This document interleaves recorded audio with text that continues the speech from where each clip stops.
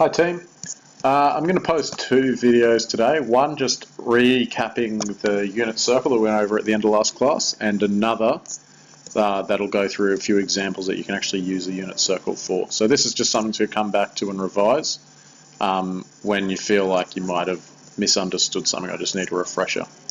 Alright, so going around the quadrants, explaining how this circle works, starting off with quadrant 1 over here. You've got this point, theta, is equal to cos theta and sine theta. So cos theta lines up with x, sine theta lines up with y. And that's just from the basic trigonometric function. Cos theta is adjacent over the hypotenuse, which is x over 1. So cos theta is just x, while sine theta is opposite over hypotenuse, which is y over 1, which is sine theta. Okay, so sine theta is y, cos theta x.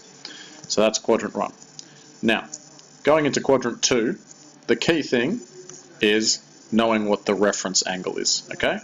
So every angle in quadrant 2 lines up with going from your starting point here, going all the way around to, sorry, I'll just start drawing a bit. So starting point here, you're going all the way around to theta, and then you're taking away, sorry, all the way around to pi over here, then you're taking away your theta.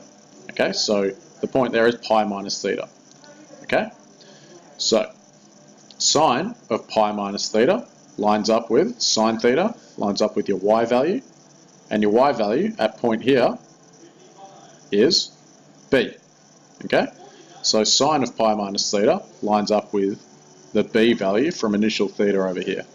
Okay, so sine of pi minus theta is just positive sine theta. Cos of pi minus theta at the same point lines up with your y value, which in this case is, lines up with your x value, sorry.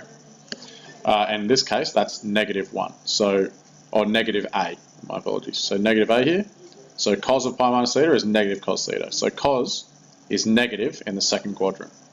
And tan of pi minus theta is sine theta over cos theta, which is b over negative a, which is negative tan theta.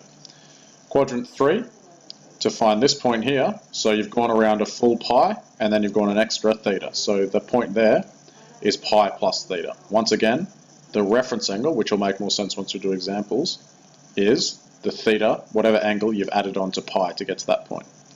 So here, sine of pi plus theta, sine is, sine lines up with your y value, y is, at the point, symmetrical in the opposite direction, it's negative b. So if you start out with b here, up the top, and you finish, and now you're down here on the opposite side, you've got negative b. Okay? So sine of pi plus theta is negative sine theta. Cos of pi plus theta is negative a. So that's negative cos theta. So sine and cos are negative. And then tan of pi plus theta is actually is negative b on negative a. So sine theta and cos theta, they're both negative in this quadrant. So the negatives cancel. So tan theta is positive in the third quadrant. Okay. Last quadrant, going around, you've actually done a full loop. So to get back round to 2 theta, and then you're going back, taking away whatever this angle here is between your point and the x-axis. So theta in here. So it's 2 pi minus theta. Once again, the reference angle is whatever you're taking away from 2 pi. Okay. The point here, you're lining up with, you've got your x coordinate is still a, it's the same as you've got it up here, and your y coordinate is negative b, because it's in the opposite direction, but still along the same line. Okay, so sine of 2 pi minus theta lines up with the y value, which is negative b, which we know is negative sine theta. Cos of 2 pi minus theta,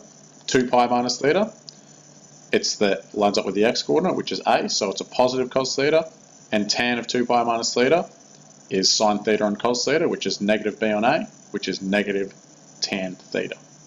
Okay, so the key takeaways here are, depending on what quadrant you're in, where the angle is, will dictate whether your trigonometric function is positive or negative. So in the first quadrant, everything's positive.